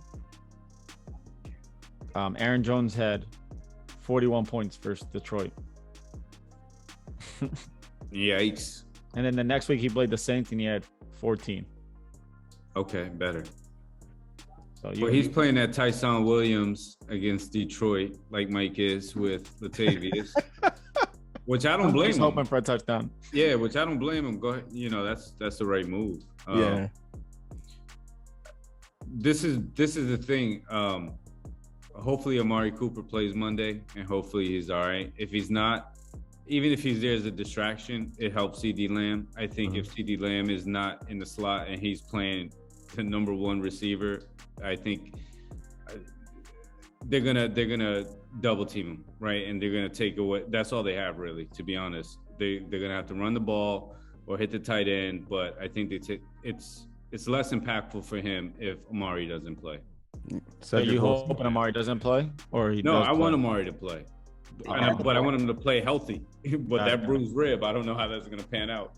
You have Amari, right? Yeah, he does. Exactly. Yeah, but for me, spoken like a true Amari owner.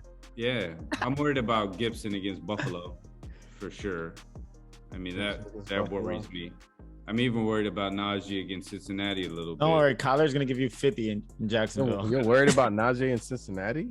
A little bit I am. That's about it. I mean, I don't know who my flex is going to be yet. Again, it depends on this Amari Cooper situation. And my kicker, yeah, I mean, I think I got 2 quality kickers this week. It's just about, which one. It's splitting hairs, to be honest, in my head right now. But Carlson against Miami and Koo against the Giants. So I'll see. I don't know. I'm leaning towards Koo, just to let y'all know. Kenny G got into a little shouting match with his offensive coordinator. That's what I'm banking on. I'm banking on him like shaking the leaves a little bit and getting some targets. He looked healthy running. The games I watched, he looked healthy running the routes. He had some butterfingers on some of them. But I think that him wanting the ball just shows that he's playing this week on my team.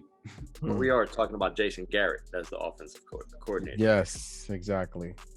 So coordinators, coaching matter.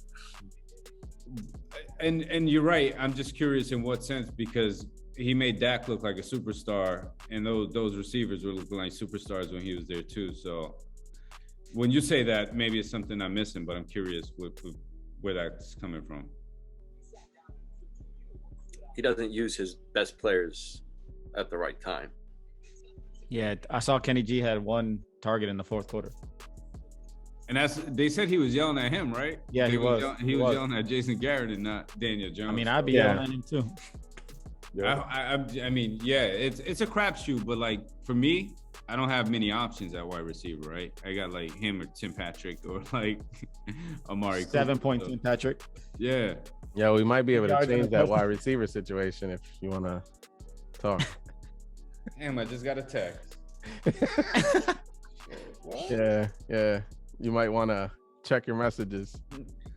I think no. Yep. Phone lines are open. Hold up on this pod until the trade goes through with all these opinions. For Saturday release. Yo, he hoping we ask about it so that we can like talk him through it, analyze it. Yeah, I'm interested on everybody else's thoughts on this matchup, to be honest. Well, I'm Keith has been putting up points, right? Is he the highest scoring team in the league so far? Mm-hmm.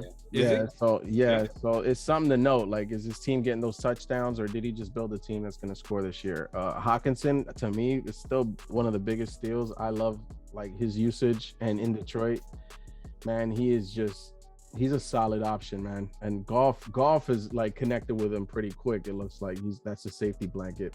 Although I don't really see him having anything else. DJ Moore, from the beginning, I've always loved that he has him. Let's see what he does. What has DJ Moore done this year? I feel like 4-2 touchdowns, 9 and 13. Yeah, seems solid, man, for a receiver, especially with the running backs he has. Who else does he have? That's the thing about looking at this when they're on the bench, because he has Mixon and Montgomery on the bench. I know for a fact. Yeah, we said Mixon wasn't gonna. And he's thinking about benching him. Yeah, and he has Montgomery. RB1. So he has some options, man. Yeah, he does. He does have some options. He has a solid, well-rounded team. Pittsburgh and Cincinnati. Pittsburgh at home, a division game. It's going to be a good game. But to me, I think that the person that could equalize this matchup for you is Kyla Murray in the way he's been playing. I'm not saying you're going to get 40 from him, but if you do, I feel good about your chances there. I'm doing it for the league. No man should be 2-0. Yeah, we can't do this. We can't do this. No, but yeah, we'll see. We'll see. Anybody else? Andrews, I think Andrews has to step up. I don't think Andrews has done much. Aaron Jones is not going to score four touchdowns a week. Who do you benched him last week, didn't you? Well, I benched him at the last minute because I was up on Ryan and he had Herbert, and I was like, I'm going to play Cook to try to take some points away from him. which didn't really work because the touchdown got called back for both of us. But I remember that. Yeah, but yeah, that's the only reason I benched Andrews. I mean, it's like you buy into the Andrews production at the end of the year, and you see that he's like one of the most productive tight ends, but it's like when you own him, you got to go through these games, and it's like, why would I even spend draft capital on this guy if this is what I'm going to get week in and week out, right? Like that unpredictability. I don't know, man. And again, when he goes off, he's going to go off. Mm-hmm. That's the thing. It's just maybe this week. I mean, well, yeah, right. It helped that Marquise Brown is starting to play. Yes, they'll eventually catch on to that and open things up for Andrews, I think. But we'll see. Great observation. Back. My point with Hawkinson is, again, coaching matters. It's 4th and 1. You're at the 50-yard line, or opponent's 45, whatever it was. 4th and 1, throwing an out route to unknown receiver when you got one of the best tight ends in football. Throw him the damn ball on 4th and 1 if you're not going to run it, you know? I mean, and you have two running backs that both can catch the ball. Yeah, true. So, yeah, you're right. Dan Campbell, what do you think about Dan Campbell as a coach, as a head coach? I don't know. I think first year coaches are a little fluky. If you don't got the right coaching staff around you, the Leslie Frazier's, not Leslie Frazier. Yeah, Leslie Frazier. A couple other great offensive minds. Especially if you're a defensive coach, then I don't think your offense is going to do much. Yeah. And here we have the updated standings for the league right here. Yes, we have 2 podcasters at the bottom. But if you look beyond that, you'll see that what we always like highlighting is look at the points against, look at the points for. That can kind of tell you maybe how luck has played a factor in some of these matchups, or maybe there's some underachieving players. But 2-0, man, it feels really. I know it feels good to be 2-0, but those us's at the bottom there's still a lot of time left. All right, so when we look here, who is going to be the first pod host to get a W here? Let's revisit that question. I think it's you. Wait, go back down. I want to go to our matchup here. So that's between us two, Hurt Sutton and Longshot. Who's getting their first win? I think it might be you too. But again, Metcalf could have that 30-point game. Exactly. Or Tyreek Hill could have that 30-point game. Well, again, if Tyreek has a 30-point game, then you expect Herbert's going to have to chuck it. So that's going to help out too. They play each other. So those 3 players, I think, are the biggest factor on Ryan's side. Yeah. To me, at least. Hey, if you need a trade, send me something. Yeah. Is that like pity help? And as you can see, the same cast of characters are coming up at the top of the move of the waiver moves. Yo, seriously, man. Yeah. I didn't even notice I only made 2 moves. And you're number 5, bro. Just like that.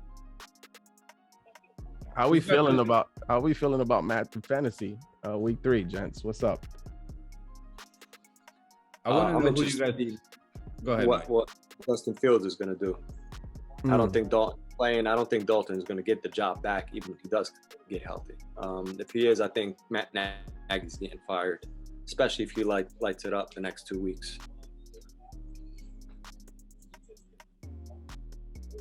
I'm curious who you guys think has the strongest team in the league currently. Most well-rounded. I wouldn't even say strongest. I think it's too early to tell. That's just my opinion. We only played 2 weeks of football. Too early. You know, if you're, again, I'm not against trading. I think trading usually is easier to well, we have the 80-20 rule now in place, but I think it's easier to trade earlier in the season than it is late in the season. Me personally, I don't like trading this early in the season because it's a long season. Could be a lot of regrets. Week 4. You look at week 4, right? After week 4, week 5, that was another reason I wanted to wait and get on the pod, because I don't have much to go off of. Right. The way I watch football, at least. Yeah. Yeah. If you're ready to panic and sell ship after 2 weeks, then I don't know. Call you. No, I don't want to give too much. Call me. I need to make these. Yo, Nelson put on his sniper rifle right there. He's like, might be a message shots going fired. soon. Oh man, I can see it tomorrow. George Kittle for. Kittle gonna be for Henry. for Henry. Oh my God, bro, that 80-20 is gonna be exercised Vito. so fast. Yo, Ryan, It's gonna be Kittle. It's gonna be Kittle for a receiver. Listen, Ryan, this year I don't want no problems, man. It might be Kittle and Gaskin for Henry. Oh my God. you don't know the way that. Well, you do know the way that the bat does business. He sends you the most ridiculous offer. Hoping You can imagine. His opening bid, yo, he should be a negotiator. I'm serious. His opening bid is absolutely ridiculous. Absolutely ridiculous. Like what? So I can imagine. It's interesting that Suicide hasn't made not one move. That's true. What is he holding on to on his team? Go to his team. Let's see what he's holding on to. Suicide technically had the best draft, even though it was given to another team. He had, I think, the A+ or no B, right? He had the best draft, didn't he? I think he did. Plus Yeah, or A-, some shit like that. he had a B. Oh no, that's Nah, you're right. I think Yeah. even though you He won still the has best draft, he Kadarius- had the highest grade. Exactly. He still has Yeah. Kadarius Toney on his bench. Yeah, and Aguilar, and Gasecki. Yo, has he played Marquise Brown at all? I don't I think think so.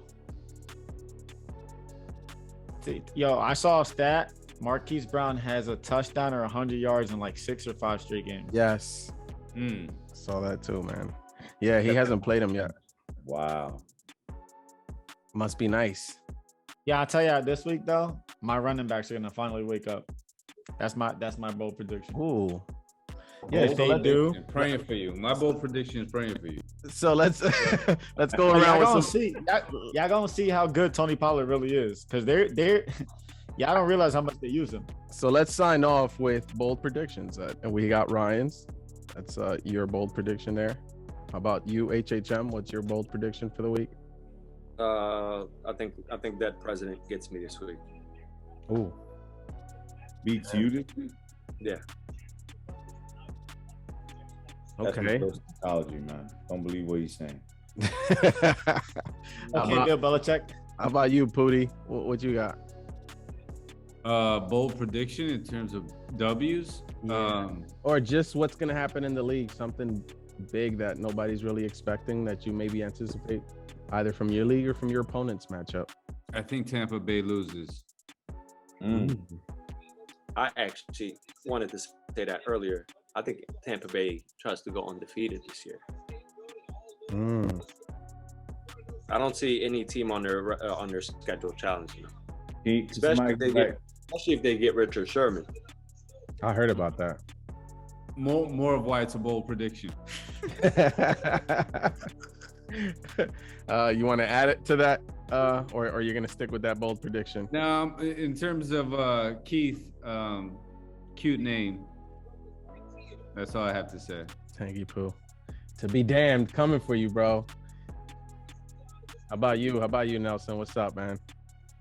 Well, I'm pulling up my notes real quick because I have something I wrote down. Yeah.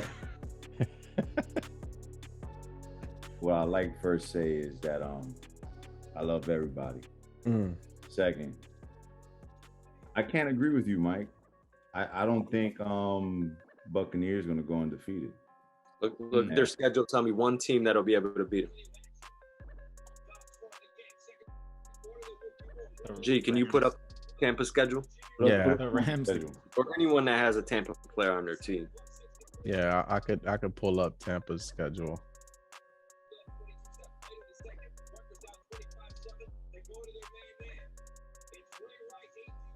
How the hell do I get to this? So Tom Brady struggles against pass rush. He hasn't faced any pass rush yet, man. Hey, man, he's playing the Rams this week, baby. I know, the best pass rush in the NFL. That's All right, so we got the Rams. That's the toughest matchup. Yo, the Bucks are only favored by 1.5 points. Patriots, Dolphins. I think the Rams so far it's the toughest matchup they have. They're not going to be the Saints twice. Yeah, they got to play him twice. They have his number. I don't know what it is, but they know how to beat Tom Brady. Except in the playoffs. They're not going to beat them twice. So that right there takes away the. Bro, they're going to lose week 11 to the Giants. Brady has a problem against the Giants. No, they play Buffalo. Buffalo's got a good D, man. Week 14 by that time, you know. Nah, so Buffalo's going to lose that one because they're going to win in the Super Bowl.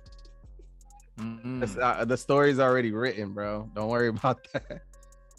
Oh, that's back-to-back home games for them, too. Go back. Week 14 and 15. So where do you think, man? Twice. Saints on prime time, they ain't losing in prime time to the Saints. Who's the quarterback this week for the Saints? Is it still Jameis by week 15? Yo, Jameis is hilarious, man. He's the best. Yo, he's the best. He said, it remind me of what my trainer said. What he say? He's like, what he say? Oh. Yo, what made me laugh about him this Sunday was his outfit, man. I was like, why he look like he in the 8th grade prom? I didn't see it. Just go ahead. Go to you. Does Cam have a job by the end of the year? Cam and Saints? I think Cam might end up down in Miami. I was gonna say, there looks like there's gonna be an opening there. Tua between his hip, his ankle, now his ribs. I don't think Tua's gonna play this week, and we'll see how it goes. But maybe Houston. Nah, they're set, man. They're tanking. Do you think? Yeah, I feel like they know what they are and they're okay tanking. Yeah. Who's coming up in the draft next year? Fantasy wise, looking at somebody. My only concern, fantasy wise, looking at the screen is if Let's Go goes to 0-3. What's his thought process and how does he continue the rest of the season? Interest wise. Afghan cushion, Moroccan Beach, bitch. Cancel that package I ordered, bitch. Yo, the waiver wire gonna be real interesting if he goes 0-3. I mean, Ryan, I want to ask you something, Ryan, because I know after the draft you noted that this year you actually went for more wide receivers. Right now, being at 0-2, are you regretting that? I was 0-2 last year, and I finished with the top 2 running backs. So no, I don't regret it. My team has been underperforming, man. That's why I'm 0-2. Let's be honest. I have 7 total touchdowns in 2 weeks. That's nobody has any less than me. That's but looking back, I guess to add to his question. Oh no, absolutely not. I don't regret it. To add to his question, if you can go back to the draft, having the players available, where you took some of your receivers, would you go back and honestly, I would. The only person I would have took over Hill would have been Kelsey. I wouldn't have took a running back before because those running backs aren't going crazy. Yeah, it's not like I'm losing because I'm not scoring points, not because my receivers aren't scoring points, my quarterback's not scoring points, my running back, right? Everybody. It's not like those players that you could have drafted would have. Yeah. I mean, look, Tyreek put 26 up on the first week, so.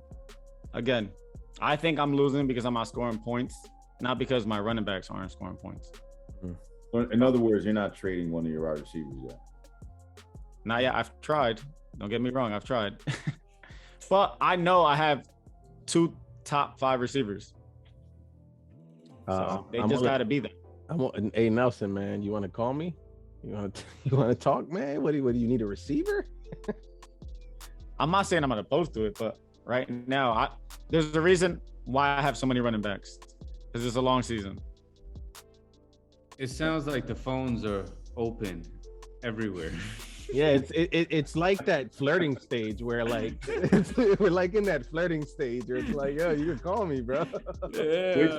No, I got your number, but I've been busy. Yeah, you can call me, bro. I know you looking. Which team you guys think is going to change drastically? Oh, it's crazy. In the NFL or in the league? In the league? Do we expect all first round picks to last the season? There's always top players getting injured. CMC, Barkley, Chubb last year. There's been injuries, but not to any major players. This dude lost like Le'Veon Bell one year. I remember Pooty lost to Le'Veon. That was painful, man. Well, Le'Veon was the holdout. It wasn't an injury. Yeah. Oh, that's right. It's even worse. Yeah, that was bad. What I was gonna ask is, and maybe you could piggyback it to that question is, who's gonna make the first deal? Ricky and Nelson, obviously. Yeah, cool. Kittle for Henry. Is that a trick question? Nah, but I think Nelson's a much better trader this year. I don't think he's gonna take no bullshit. Oh, he just trying to butter him up, bro. Like, I like that. No. I'm being. I don't want to trade Nelson for nothing. I'm just saying, I don't think he's gonna take no bullshit. I like that. You calling him later, ain't you?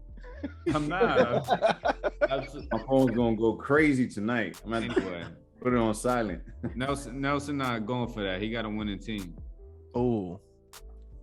Well, that's the next. That was my next point. If you have a winning team and you're doing good, why are you really trading? You know what I mean? Again, we don't have much to go off of. We've only played 2 weeks. Mm-hmm. You're 1-1, 2-0. Yeah.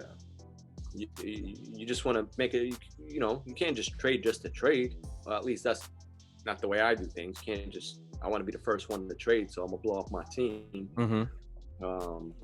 But Nelson, no disrespect. Nelson is like Will. Will always has Carson on his team. Nelson always has Landry, and the guy with them. Hey, I didn't have Fitzgerald this year. And Robbie Anderson. He's loyal to those 2 players every fucking year. Yeah, and Keith with DJ Moore. I feel like Keith has DJ Moore every year. Yeah. This was the first year I didn't pick up Fitzgerald, man. Because he's not in the league. So they saved you from yourself because you was going for him. I was refreshing, trying to make sure. I'm like, is this real? I gotta go. Yeah, so let's. That was a great episode. Thank you, everyone, for joining us. I wanted to remind you that in the background, the music that you hear is Infamy. Make sure you go check them out, www.infamysounds.com. Thank you again, everybody, for joining us. HHM, Pooty, Nelson, thank you for joining late. For Ryan, I'm P, and that's the Fantasy Standard.